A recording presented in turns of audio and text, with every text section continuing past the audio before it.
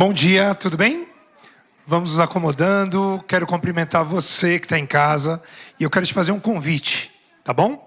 Próximo sábado, faça planos, venha, porque aqui no Shopping Higienópolis, faça como todo mundo que está aqui, venha aqui em São Paulo nos assistir, tá bom? Às 11 horas e ao meio-dia. Faça planos. E se você quer que essa comunidade continue mandando tantas bênçãos, tanta coisa boa, eu quero te fazer um convite. Tá? Você pode estar colaborando através do Pix, tá bom? Dando oferta, dízimos, enfim. E eu vou te falar como. Através do pix@umlugarcomunidade.com.br. Vou repetir. pix@umlugarcomunidade.com.br. E agora eu vou te falar diversas formas que você pode nos acompanhar para que você possa estar atento a tudo que está acontecendo. Primeiro você vai baixar o app, tá? Na sua loja de aplicativos, no seu celular. Faça isso, esse é um bom momento, tá? Agora você pode mexer no celular, depois não. Pois bem, e você também pode estar seguindo através das nossas redes sociais, YouTube, Instagram, enfim. Tem várias formas de você estar nos acompanhando. E se você ainda assim, e olha, eu te aconselho, é bom, tá? Você pode estar acompanhando os salmos que o pastor Edson Nunes, ele grava toda semana e é fantástico. Você pode ouvir no carro, no metrô, aonde você imaginar, você pode passar para aquele seu amigo. Às vezes a gente não tem o que falar, né? Mas você pode passar o link e falar, olha, escuta, é bom. Vai te trazer alguma coisa boa. Né? E quão difícil é, a gente vive num mundo que coisas boas são tão raras, cada vez mais raras, não é verdade? E também, às terças-feiras, tem a live de oração, que você pode estar acompanhando a partir das 9 da noite. É muito bom, no meio da semana, fazer aquela pausa para que você possa recarregar as energias, não é verdade? Pois bem, um outro recadinho aqui também que eu quero te dar é que você pode estar acompanhando tudo que está acontecendo no Ministério das Famílias, pelo app. Eles estão aqui a todo vapor, se reunindo sempre. Já ouvi falar que sexta-feira tem um novo encontro. Entra lá, fica atento, que é muito bom. Você também pode levar a comunidade para sua casa ou para sua vida durante a semana através dos pequenos grupos. Claro. Ou então também através do coral. Você pode se inscrever, cantar. Quem sabe você que está aqui sentado, você que está aí na sua casa, você pode estar no próximo... na próxima apresentação, aqui cantando com a gente. Por que não? Faça planos, vem, participa. Aqui é uma comunidade para todo mundo. Aqui basta você querer, tá? Sem burocracia, zero burocracia, tá bom? E eu quero te convidar hoje, tá? Antes de falar sobre o que nós vamos ter hoje, eu quero te convidar para pegar o celular, colocar no modo silencioso, modo avião, para que a gente possa ter aquela tranquilidade e não passar por aqueles perrengues que às vezes acontecem, tá? Hoje a série é sobre arrependimento e reparação com o pastor Marcelo Rezende, mas antes eu quero convidar o pastor Edson Nunes aqui, que ele tem algo a dizer para vocês. E aí, beleza com vocês? Bom dia, boa tarde, boa noite, não sei que hora o pessoal assiste, então... É um prazer estar aqui com vocês. Hoje eu tenho o prazer, a alegria de apresentar para vocês a Mônica Oliveira. A Mônica Oliveira é formada em Serviço Social e em Missiologia e atualmente ela faz uma pós-graduação em História das Religiões. Tá? Ela é casada com a Rafa, que está aqui. Dá um tchauzinho, Rafa, para todo mundo. É mãe do Bernardo e da Raíssa e gosta muito de pets. Ela tem muitos cachorros, muitos mesmo, vários cachorros. Ela diz que são só 6, mas há controvérsias, né, Rafa? Mas é muito cachorro. E a Mônica é nossa pastora auxiliar lá em Curitiba, está cuidando do pessoal da nossa comunidade lá de Curitiba, visitando o pessoal, pregando, cuidando deles. E eu queria apresentá-la aqui para vocês conhecerem. Então, se você é de Curitiba e região, visite a comunidade, você vai encontrar a Mônica, a Rafa e a galera maravilhosa lá de Curitiba. Mônica, deixa um recadinho, obrigado. Deixa um recadinho para o pessoal. Existe uma música que a gente canta muito aqui na comunidade, que é da Suzane e do Felipe, que foi a música que me atraiu para esse lugar. E ela diz assim: e respirar sem ter medo de viver. E eu queria muito agradecer à comunidade, porque esse é o lugar que eu respiro com a minha família e não tenho medo de viver. Muito obrigada. Vamos orar? Eterno nosso Pai, eterno nosso Rei, obrigado porque o Senhor cuida de nós. Obrigado pela oportunidade de todos nós podermos ser filhos e filhas e podermos trabalhar nesse ministério. Continue abençoando o ministério da Mônica, da Rafa, da família, que ela continue sendo um instrumento poderoso na tua mão. E a gente também te pede que o teu Espírito esteja conosco em mais uma celebração, mais um culto em que vamos ouvir a tua palavra. E tudo isso pedimos em nome de Cristo. Amém.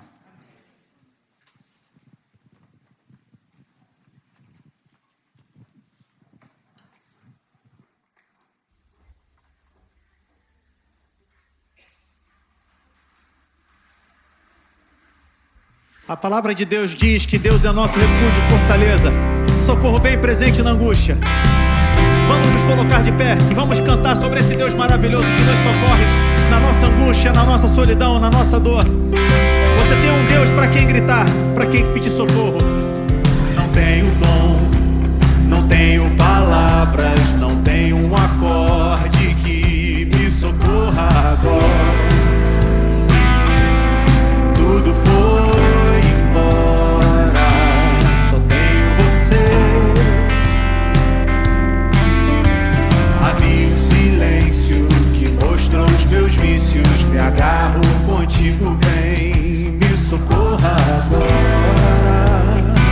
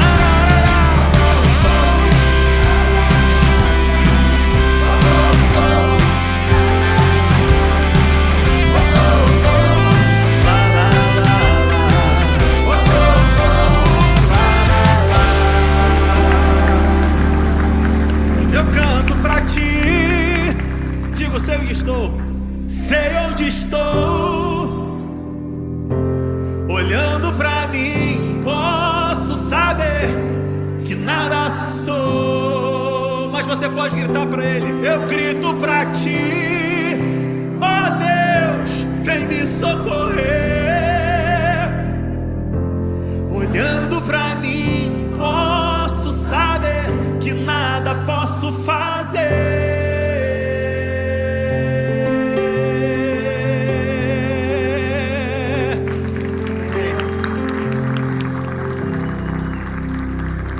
Podemos nada, principalmente quando nós nos desgarramos e vamos longe demais. Ele é o único capaz de ir até as últimas consequências de resgatar a mim e a você do quão distante nós fomos. E o amor dele é maravilhoso por causa disso. O amor dele é ousado, o amor dele vai até as últimas consequências por mim e por você. E é sobre esse amor que nós cantamos, é sobre esse amor que nós pregamos, é sobre esse amor que nós queremos que todas as pessoas conheçam, porque foi o amor que nos resgatou. Antes de eu falar, tu cantavas sobre mim. Deus é bom, tu tens sido tão, tão bom pra mim. Antes de eu respirar, sopraste tua vida em mim. Deus é bom, tu tens sido tão, tão bom pra mim. Oh, impressionante, infinito e ousado amor de Deus. Oh, que deixa as 99 só pra me encontrar. Não posso comprá-lo, mesmo assim me entregou. Oh, impressionante, infinito e ousado amor de Deus. A palavra de Deus diz que antes vivíamos como ovelhas desgarradas, mas Ele, em seu maravilhoso amor, nos resgatou, deixou as 99 e nos trouxe de volta para casa, de volta para o lar. Inimigo eu fui, mas seu amor Deus é bom. Tu tens sido tão, tão bom pra mim. Não tinha valor, mas tudo pagou por mim. Tu tens sido tão, tão pra mim. Oh, impressionante, infinito e ousado amor de Deus. Oh, que deixa as 99 só pra me encontrar. Não posso comprá-lo, nem merecê-lo, mesmo assim se entregou. Oh, impressionante, infinito e ousado amor de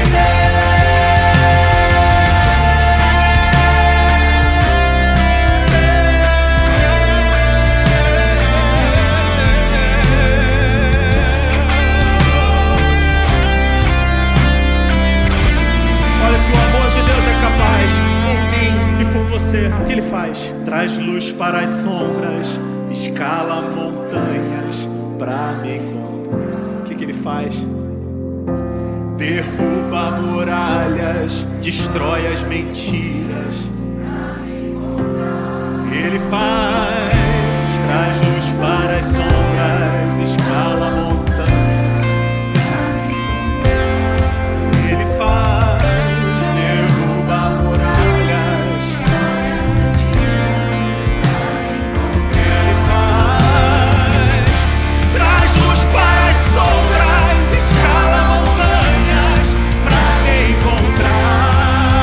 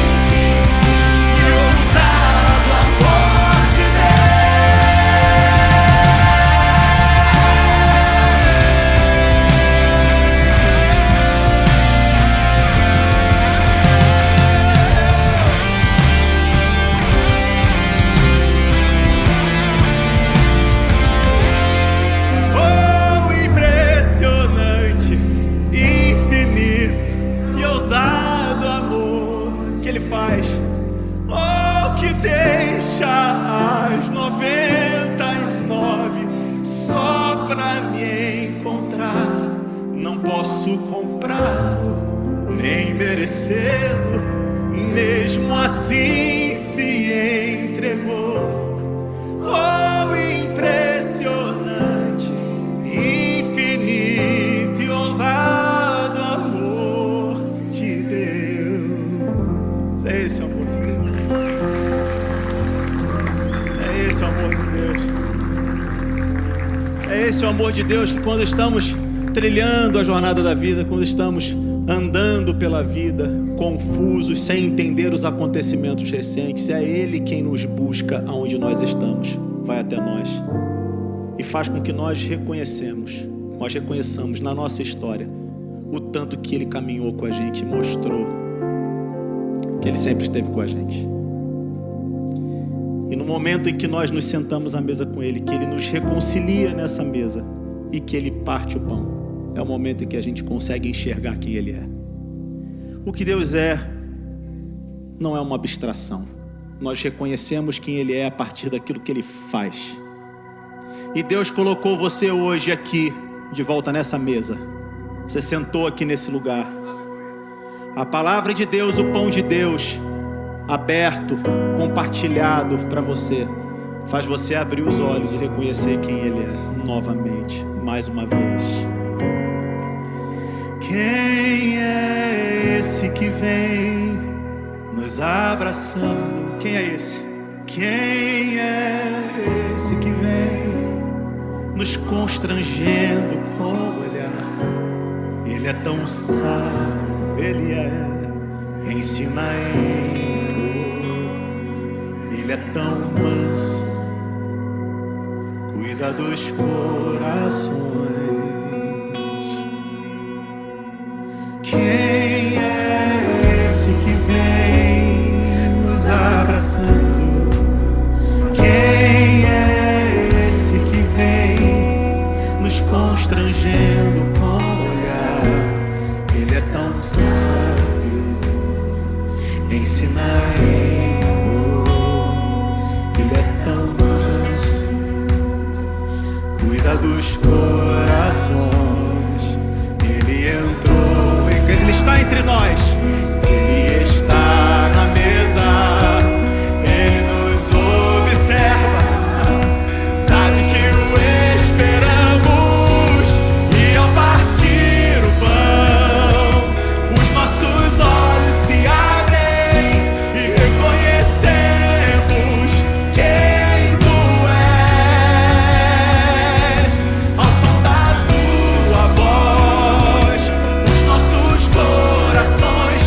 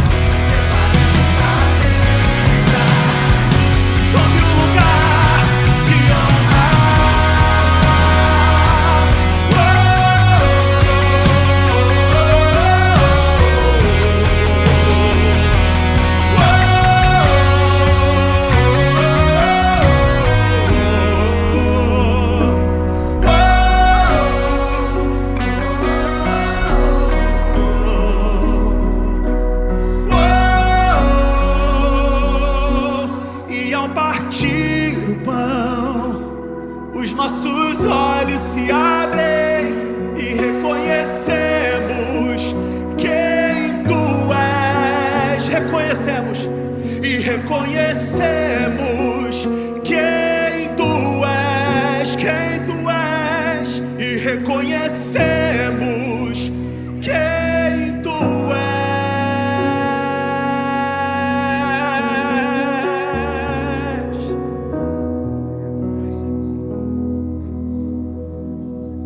Senhor nosso Deus, nós estamos na Tua presença em nome de Jesus. Nós sabemos quem Tu és. Sabemos diante de quem nós estamos agora nesse momento. E pelo Teu poder e pela Tua misericórdia, nós nos aproximamos do Teu trono para receber do Senhor a Tua palavra, o pão para o nosso coração. Que Teu Espírito se derrame em todos nós. Que o Senhor ilumine a nossa mente e o nosso coração para receber a semente da palavra e que ela frutifique em nossa vida para o louvor da Tua glória, Senhor. É o que nós te pedimos em nome de Jesus. Amém. Amém. Amém.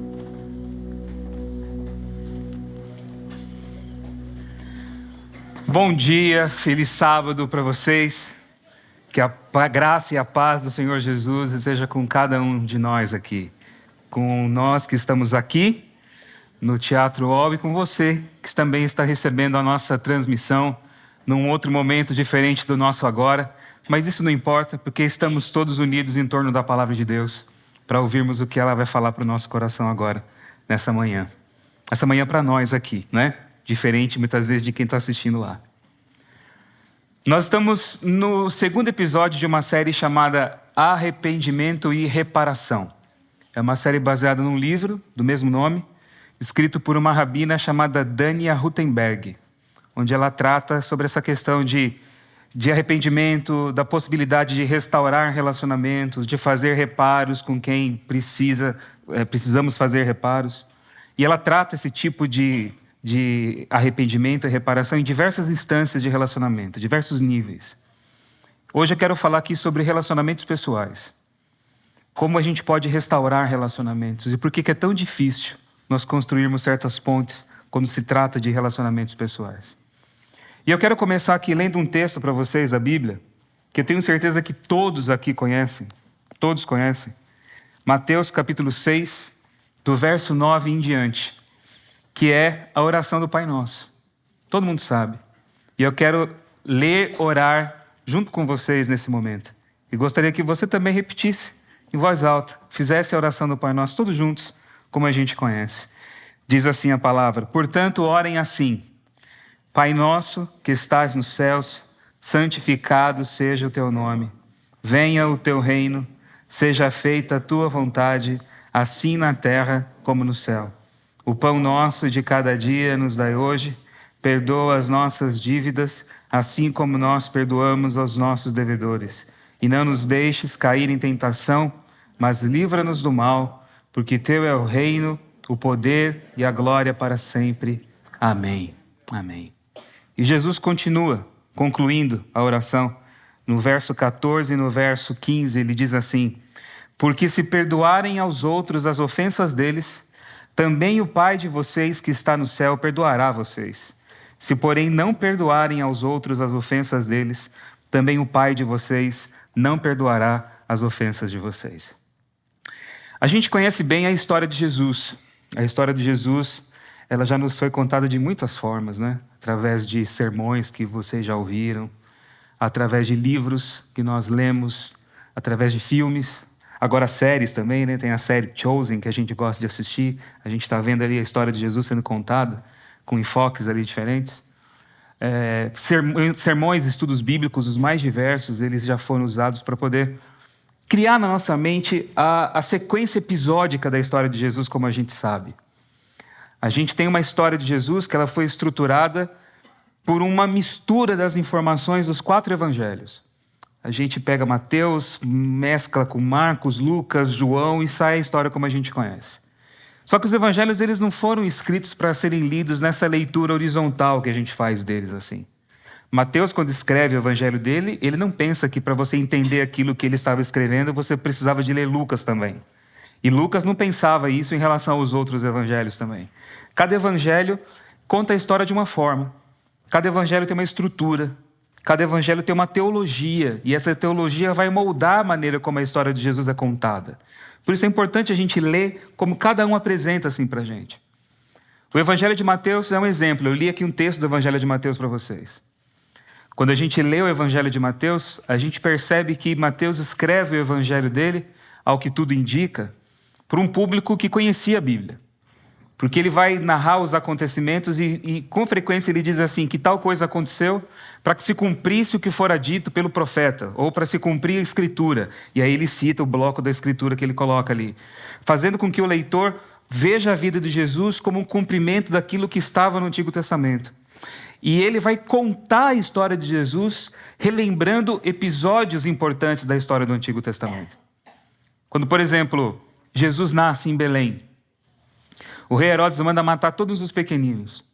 Que história você lembra do Antigo Testamento parecida com essa? A morte dos pequeninos hebreus quando Moisés nasce. O faraó manda matar todos os meninos, não é? É a história ali de Israel que está sendo vivida em Jesus. O pai adotivo de Jesus tem um nome. Ele é José. E quando você vê na genealogia, ele é José, filho de Jacó. E Deus fala com ele através de sonhos. Você lembra a história de quem? A história de José, o filho de Jacó. Quando Jesus tem a sua vida ameaçada por Herodes, eles fogem da terra da Judéia, da terra prometida, para o Egito. Lá ele tem refúgio. Como o povo, a família de Jacó foge da morte lá em Canaã e vai para o Egito. Lá eles recebem refúgio. Mas eles também são oprimidos lá. Por isso acontece o êxodo. Eles saem do Egito e vão para a terra prometida. Como Jesus, que sai do Egito e vai para a terra prometida da mesma forma. Jesus é batizado no Rio Jordão. O Jordão é o rio que o povo de Israel atravessa para conquistar a terra prometida. Jesus é tentado por 40 dias no deserto. Israel foi tentado no deserto por 40 anos. E todas as respostas que Jesus cita para Satanás quando ele é tentado, elas são tiradas lá da Torá, dos textos que narram a experiência de Israel no deserto. Ele está revivendo essa história. E onde Israel falhou, ele vindica Israel, ele vence. Ele é o filho de Israel que vence a história e reescreve o significado dela.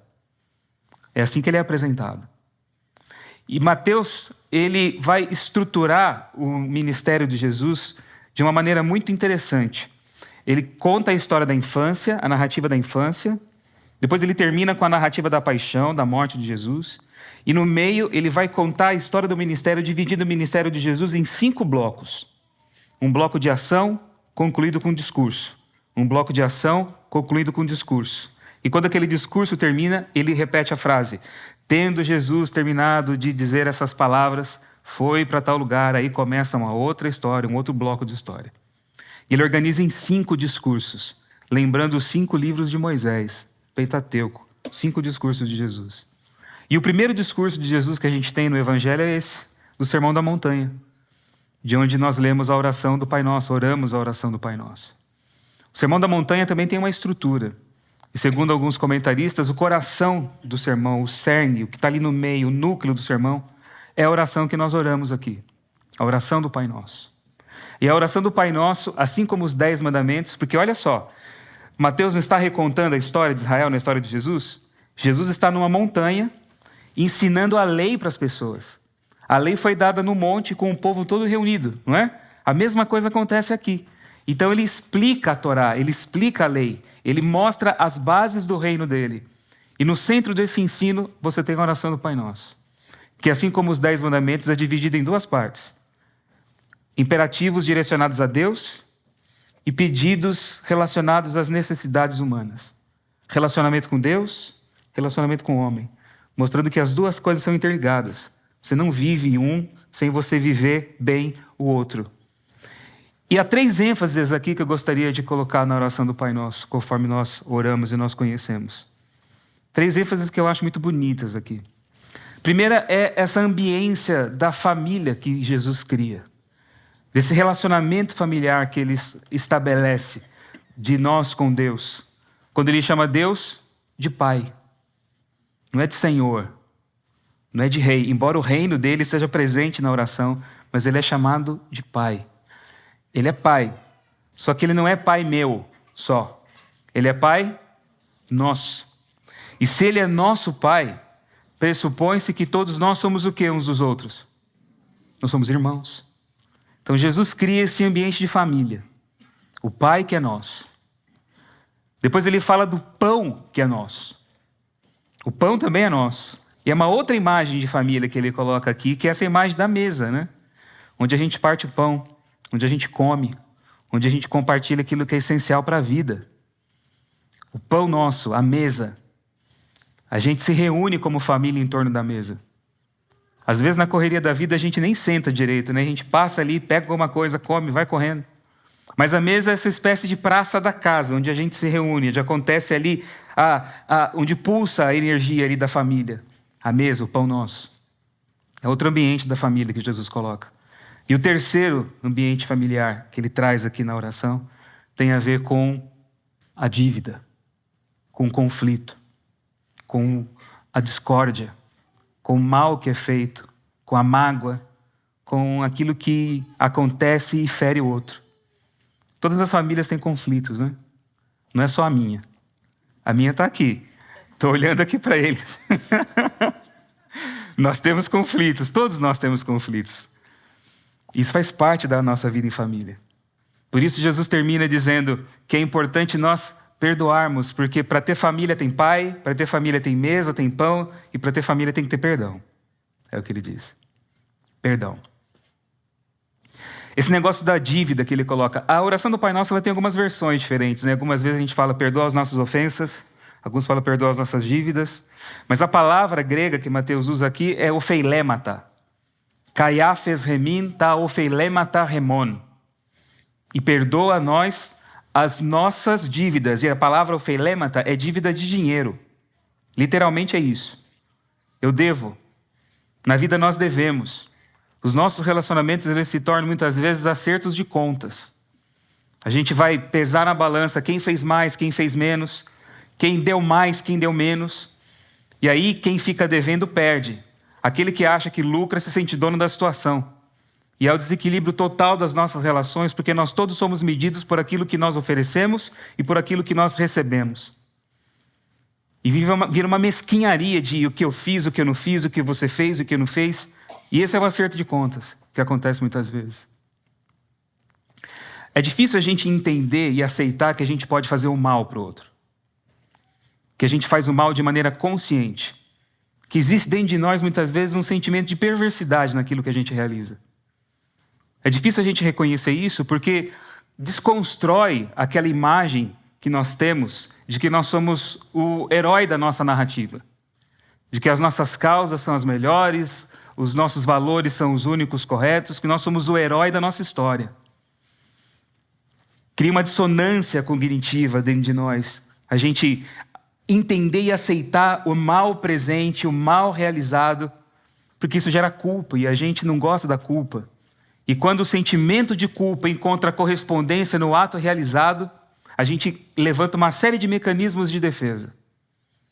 A gente foge, a gente compartilha a responsabilidade, a gente acusa, a gente faz tudo para poder criar uma carapaça de proteção em torno de nós, e isso só impede que a gente cresça através da consciência do mal que a gente realizou. E quando nós não crescemos conscientes do mal que a gente fez, a chance de repetirmos esse mal no futuro é enorme para outras pessoas e vira um ciclo de maldade, um ciclo de perversidade. E a gente vai alimentando isso o tempo todo. Como que a gente quebra esse ciclo de maldade? Como a gente consegue restaurar relacionamentos? Como a gente pode construir pontes entre pessoas e pontes com pessoas que nós ferimos também? Porque nós somos feridos, mas também ferimos outras pessoas. Como a gente pode fazer isso? Na semana passada, o pastor Edson, ele compartilhou com a gente aqui os 5 passos de um rabino famoso, conhecido, Moshe Ben Maimônides. Você se lembra que ele falou de Maimônides aqui e ele citou os 5 passos de Maimônides para você fazer reparação quando você se arrepende de alguma coisa que você fez. E eu vou relembrar eles aqui para vocês. O primeiro deles é nomeando e reconhecendo o mal praticado. Reconhecer aquilo que eu fiz. Nomear aquilo, chamar aquilo, colocar cara para aquilo que aconteceu. Segundo, é iniciar um processo de mudança interior. Primeiro, trabalhar dentro de mim as minhas emoções através da consciência daquilo que eu fiz. O terceiro é realizar a restituição possível e aceitar as consequências diante da outra pessoa. O quarto passo dele é desculpar-se pelo mal causado. Percebe que ele coloca a desculpa aqui no final, né? A gente sempre vai com a desculpa primeiro, né? Olha tudo aquilo que eu tenho que realizar em mim e para o outro para chegar nas desculpas. E por último ele diz assim que nós devemos de fazer escolhas diferentes para agir de forma diferente no futuro. Aí você quebra o ciclo da maldade e da perversidade. Eu quero hoje aqui focar mais nessa questão de realizar a restituição e de reconciliação. Esse vai ser o foco que eu quero olhar para vocês aqui agora. Como eu posso restaurar relacionamentos de acordo com aquilo que a Bíblia diz para nós. Antes de mais nada, a gente tem que entender qual que é a raiz do nosso conflito. E a raiz do conflito, ela está em duas características que todos nós temos. Nós somos egoístas e nós somos pecadores. Nós temos uma natureza pecaminosa. A Bíblia diz que todos pecaram e todos carecem da glória de Deus. Se você disser que você não tem pecado, você engana você mesmo. Você se torna mentiroso, é o que a Bíblia fala. E a carta de Tiago, e Tiago, fazendo um parênteses aqui, é uma carta, um texto da Bíblia que ecoa o Sermão da Montanha. É quase que um comentário do Sermão da Montanha. Ele trata de vários assuntos do Sermão da Montanha na carta dele. Tiago, que é irmão de Jesus, que escreveu essa carta para nós. E no capítulo 4, no verso 1, ele diz assim: de onde procedem as guerras e brigas que há entre vocês? De onde, senão dos prazeres que estão em conflito dentro de vocês? Eu tenho um conflito dentro de mim. Eu tenho a minha natureza rachada, dividida. Eu tenho tudo isso pulsando aqui dentro de mim. E o grande problema nosso, nos nossos relacionamentos, é que eu vou buscar na outra pessoa a satisfação para todas essas necessidades que gritam dentro de mim. E o outro não tem recursos para suprir aquilo que eu preciso, como eu também não tenho recursos para suprir tudo aquilo que o outro necessita. E é por isso que existe a defasagem no nosso relacionamento. Portanto, o início de tudo é entender que as nossas necessidades maiores são supridas em Deus. Deus supre. Deus provê. Quando eu entendo que Deus é Deus e deixo Deus ser Deus na minha vida, a minha guerra com Deus acaba. Eu tenho paz com Deus. E uma vez que eu estou reconciliado com Deus, é o que diz a oração: eu me reconcilio com o outro. A gente pensa muitas vezes, pela forma como Jesus diz, que se você não perdoar as ofensas, você não vai ter o perdão das suas ofensas diante de Deus. Parece que o perdão divino está condicionado ao nosso perdão. Mas não é isso que Jesus fala. Uma tradução mais literal assim da oração do Pai Nosso poderia dizer assim para a gente: perdoa as nossas dívidas, assim como nós, com isso, perdoamos os nossos devedores. Com o perdão que eu recebi, eu perdoo as outras pessoas. E Jesus contou parábolas ilustrando essa situação. Então, eu preciso primeiro me reconciliar com Deus. Uma vez reconciliado com Deus, eu vou conseguir me reconciliar com as pessoas. Eu me torno o que Jesus chama de pacificador. E ele abençoa os pacificadores. Bem-aventurados os pacificadores, ele fala no Sermão da Montanha, porque eles serão chamados filhos de Deus. Um paralelo com o Pai Nosso aqui, né? O filho é o pacificador. Como é que eu posso me tornar um pacificador? Como é que eu posso consertar o mal que eu fiz, reparar o mal que eu fiz com as pessoas? Semana passada nós vimos 5 passos. Hoje eu quero deixar mais 7 para vocês. Mas são importantes. Tome nota desses passos, porque isso vai economizar muito dinheiro de mentoria e aconselhamento de vocês aí, tá? Tome nota aí, você que está assistindo também, anota aí direitinho, porque isso aqui é muito importante. É muito importante, vale a pena. Rapidinho aqui. 7 passos, de acordo com a palavra, como a gente pode restaurar relacionamentos. O primeiro passo é exatamente esse, é dar o primeiro passo. É fácil de você lembrar. Você tem que dar o primeiro passo. Tome você a iniciativa da reconciliação. Dê o primeiro passo você. É isso que nós somos estimulados aqui a fazer. Reconciliação, meus queridos, é mais importante do que adoração. Mais importante do que você vir aqui cantar e me ouvir falar, é você estar reconciliado com Deus e com o outro. Reconciliação vem antes de tudo. E quem disse isso foi Jesus. E ele disse isso no Sermão da Montanha, no capítulo 5 de Mateus, no versículo 23, no versículo 24, ele diz assim: portanto, se você estiver trazendo a sua oferta ao altar e lá se lembrar que o seu irmão tem alguma coisa contra você, deixe diante do altar a sua oferta. Repare bem que ele fala assim: deixa a sua oferta, não leva ela embora não, tá? Deixa a oferta, dá a oferta, que precisa da oferta, deixa a sua oferta, mas vá primeiro reconciliar-se com seu irmão e então volte e faça a sua oferta. Reconciliação é mais importante do que adoração. Quantas vezes você, indo para o culto, brigou no carro, discutiu, ou chegou aqui com o coração assim pesado por alguma coisa que você falou, que você ouviu, que ficou atravessado assim? Se isso acontecer vindo para cá, resolve o problema no carro mesmo, antes de subir aqui. Porque mais importante é a reconciliação do que a adoração. Eu já vi igrejas inteiras que adoraram a Deus, mas não foram reconciliadas.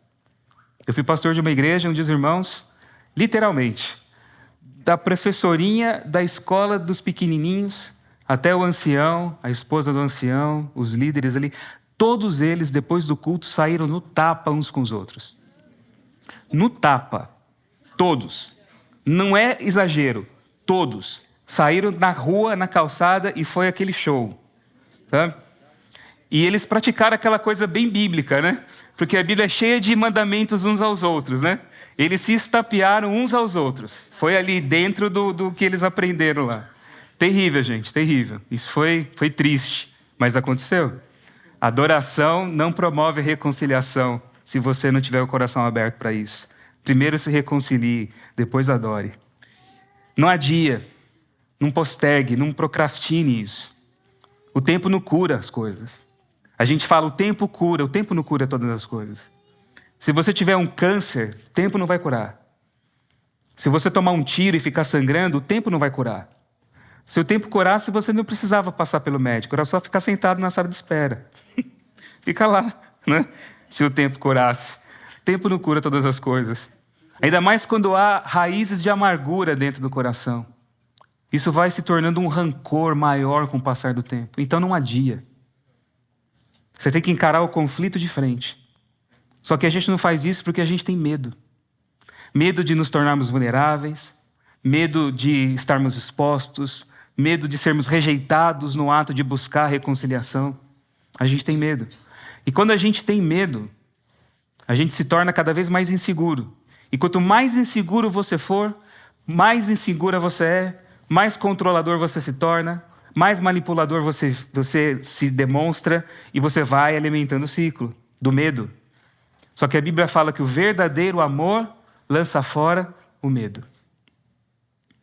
Onde que eu busco coragem para poder dar o primeiro passo? No Espírito Santo, em Deus.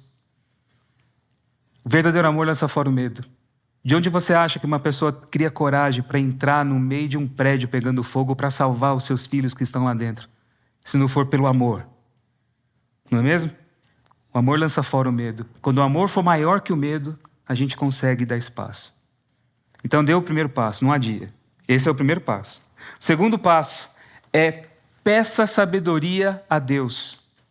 Tiago, capítulo 1, verso 5, diz assim: se você precisar de sabedoria, peça a Deus. Eu não sei o que eu vou falar, eu não sei como abordar a pessoa, eu não sei o que eu vou dizer. Peça sabedoria a Deus. Procure o melhor momento seu e principalmente o melhor momento do outro. Pensar no outro acima de tudo. Naquilo que é próprio para o outro. Não é simplesmente você descarregar o peso daquilo que você tem dentro de você e fazer um checklist das ações reconciliatórias que você tomou para falar assim, eu fiz a minha parte, agora pronto, Deus, eu estou bem e vamos seguir. Não. Pensa no que é bom para o outro. Dependendo do mal que você cometeu, uma conversa só de reconciliação não vai ser necessária.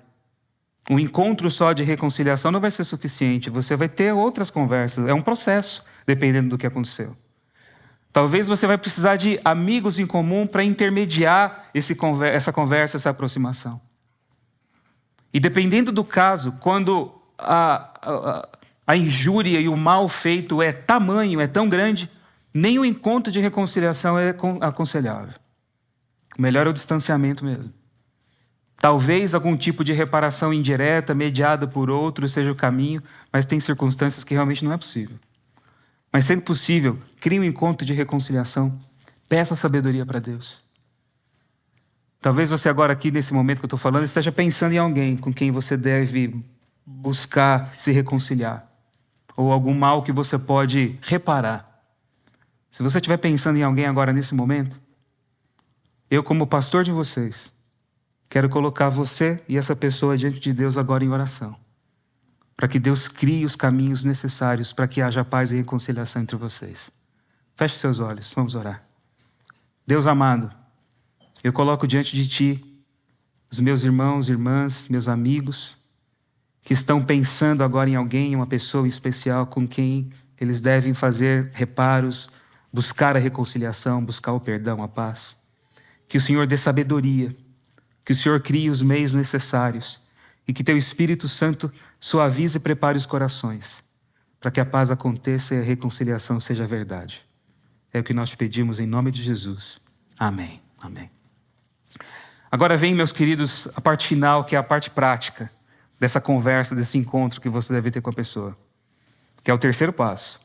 O terceiro passo diz assim: comece com aquilo que é a sua falta, o seu erro. A pessoa pode ter 99,99999% de responsabilidade, mas você começa com o seu 0,00001% ali.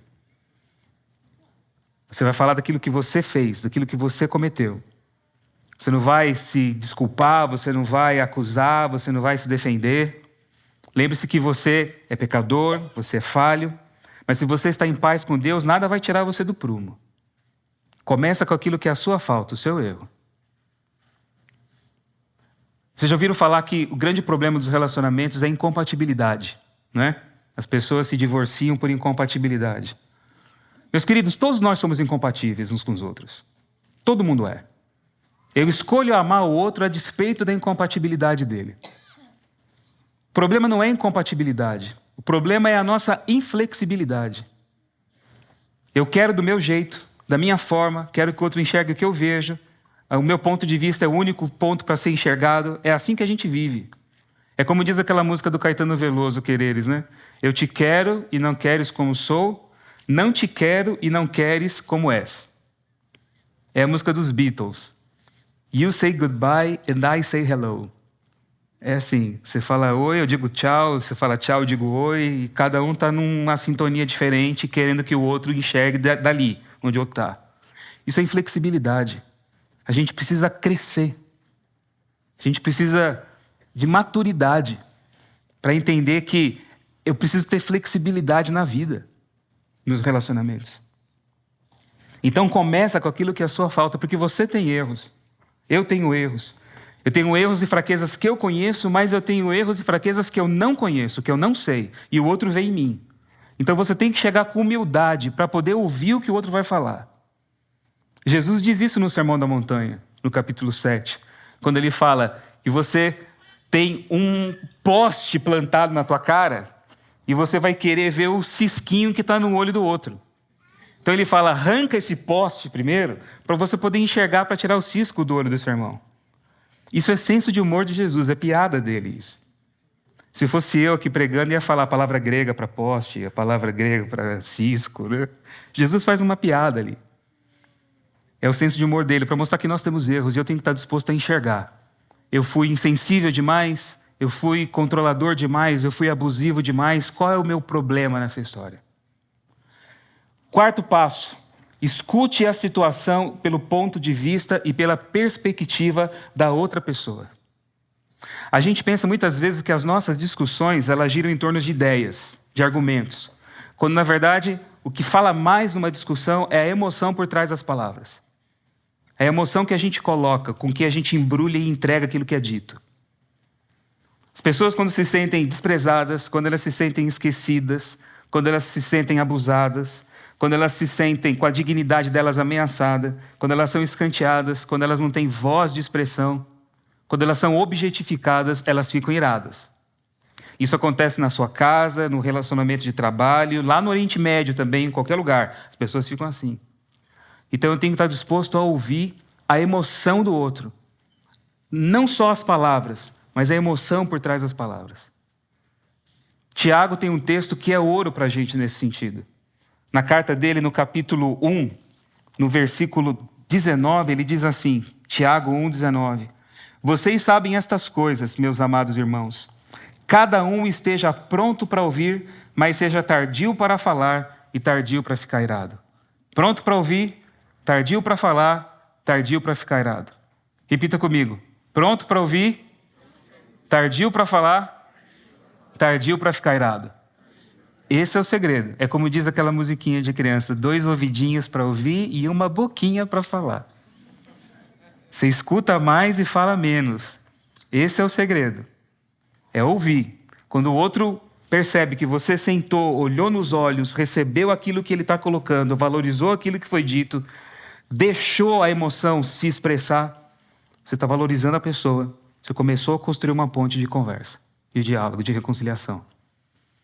E aí você, entendendo a circunstância do outro, o background do outro, você percebe que o mais importante não é entender, é ser entendido nessa hora. E toda aquela irritabilidade que estava armada dentro de nós, quando você começa a enxergar a história pela visão do outro, ela é desarmada. Então esse passo aqui é muito importante.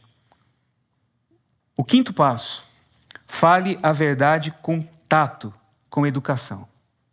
A gente pensa muitas vezes que por ter razão, eu tenho o direito de ser rude, ser ríspido, ser ignorante. Muitas vezes as pessoas confundem esse tipo de atitude com autenticidade e coragem. Mas é a falta de educação mesmo. Sabe? É mal educado mesmo. Tem gente que é mal educada. Fale a verdade em amor. Ela tem que ser dita em amor. Eu fui pastor de um lugar que tinha um irmão que tinha uma tática missionária interessante.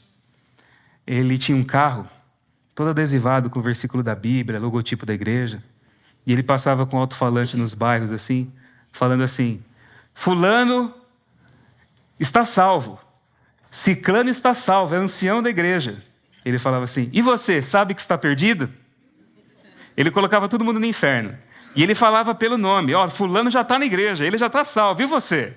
E você? E ele passava falando assim nos bairros, dando nome para todo mundo, sabe? E colocando todo mundo na condenação aí. A verdade tem que ser dita em amor. Se a verdade não for dita em amor, tudo aquilo que é dito de maneira ofensiva é recebido pelo outro de maneira defensiva. Você chegar aqui e falar: porque todos pecaram e carecem da glória de Deus. Teve gente que acordou agora. Se eu falo assim, você vai embora, acorda assustado, né? Fala: poxa, o pastor gritou com a gente hoje no culto. A verdade tem que ser dita com amor. Como que Jesus diria isso? Como que essa palavra sairia do coração dele? Porque todos pecaram. Todos pecaram. Todos. Todos nós precisamos desesperadamente da glória de Deus. Existe uma forma de falar aquilo que é a verdade. E eu acredito que essa comunidade aqui foi levantada por Deus para anunciar a verdade em amor. Porque tem muitos lugares onde a verdade é anunciada, mas não com amor. Nós somos colocados aqui para falar a verdade em amor. Outro passo, 6º passo: foque no problema e não na culpa. Foque na questão a ser resolvida e não na culpa do outro. A gente fica: não, porque você fez isso, não, porque você fez aquilo, não, mas você fez isso, mas você fez aquilo, e fica naquela coisa. Você está trazendo toda aquela carga emocional para a discussão, mas o problema em si não está sendo tratado. Foque no problema e não na culpa. Um exemplo disso que a gente tem é a estrutura do nosso sistema político no país. Poder executivo, legislativo e judiciário, né? O judiciário acusa o legislativo, que acusa o judiciário, o legislativo, o executivo, e fica aquela coisa. E as necessidades da sociedade todas são deixadas em segundo plano, não são atendidas. E a gente faz isso também, fica só na superfície da coisa e não trata do problema. Então foca no problema, não na culpa. E o último de tudo: foque na reconciliação e não na resolução do desentendimento. Quando você foca na reconciliação, há uma diferença aqui. Você está restaurando o relacionamento. Quando você foca na resolução, você quer fazer com que todos os detalhes do problema sejam compreendidos e aceitos por todos. E isso não vai acontecer, porque as pessoas são diferentes. Elas pensam e sentem de forma diferente. Mas quando o foco é o relacionamento, quando você está buscando restaurar o relacionamento, muito daquilo que aconteceu perde o peso de importância. É possível, meus queridos, nós vivermos em união na diversidade. É possível nós sermos unidos e não vivermos um estado de uniformidade, mas de união. Esse mundo que nós vivemos é um mundo muito cruel, muito mau.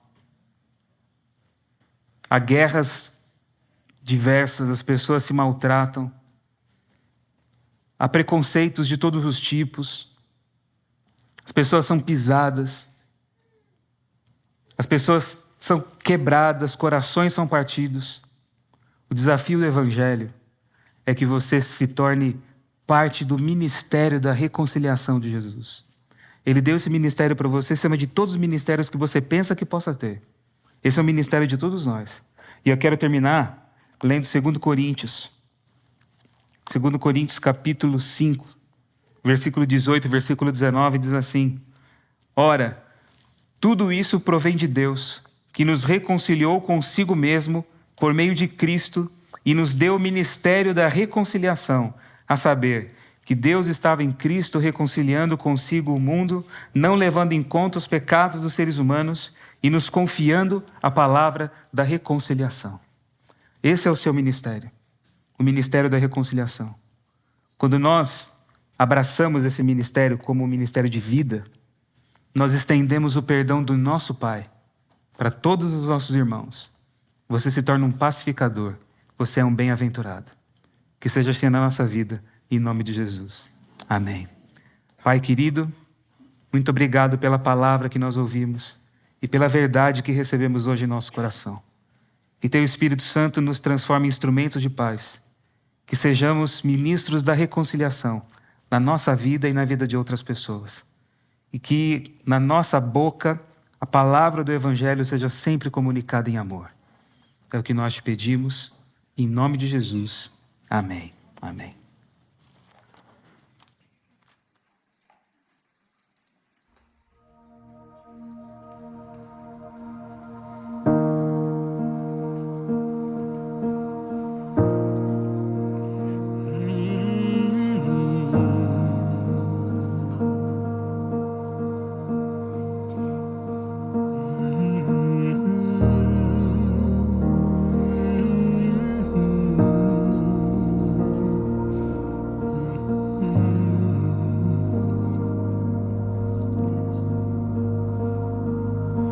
Fui convidado à mesa, larguei minhas defesas e vim reconhecer, não merecia estar aqui.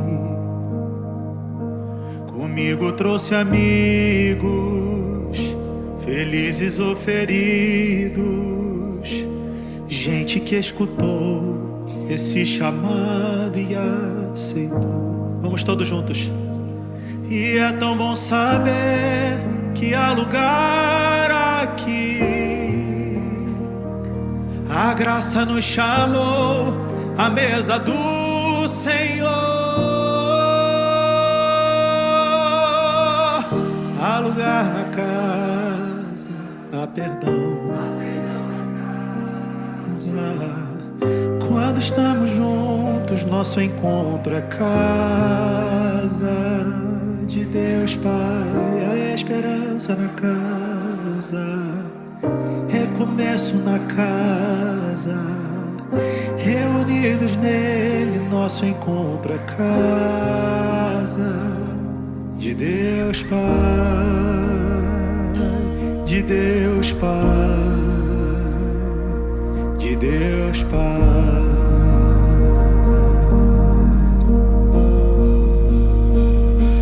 O som da sua palavra curou a nossa alma. O verbo nos amou, da solidão nos resgatou. E é tão bom saber que há lugar aqui. A graça nos chamou à mesa do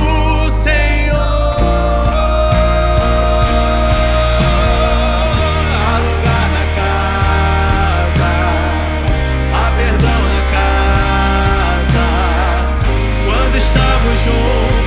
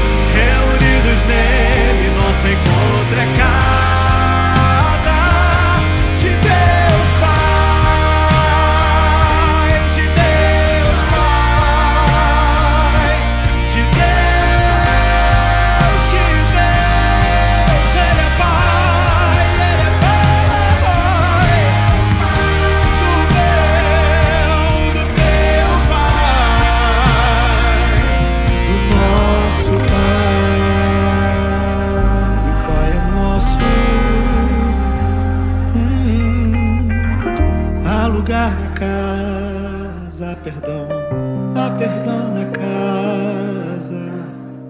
Quando estamos juntos, nosso encontro é casa de Deus, Pai. A esperança e um recomeço. Recomeço na casa. Reunidos nele, nosso encontro é casa de Deus, Pai, de Deus, Pai, o Pai, de Deus, Pai. O Pai é nosso, do meu Pai,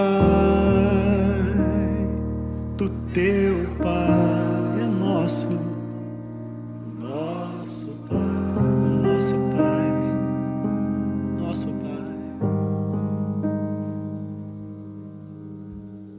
Que a graça do Senhor Jesus Cristo, o amor de Deus e a comunhão do Espírito Santo esteja com todos vocês.